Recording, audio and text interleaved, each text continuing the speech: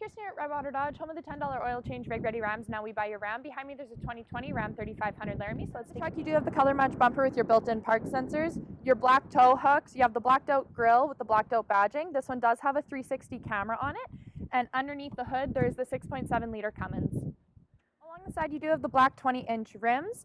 You have proximity entry on this one, blind spot monitoring, the flip-up tow mirrors. You also have the 360 camera on the side, but we'll check out the back. You have the color match bumper with your built-in park sensors, the hitch receiver, 4 and 7 pin wiring, your blacked out badging. It does have the built-in backup camera, a soft open tailgate, the spray-in bed liner with the 5th wheel prep, the 6-foot bed. But we'll check out the inside. Inside of this truck you have the full leather heated and cooled seats, lots of space in here.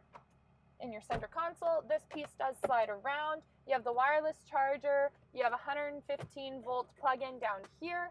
Lots of room in your 2 glove boxes.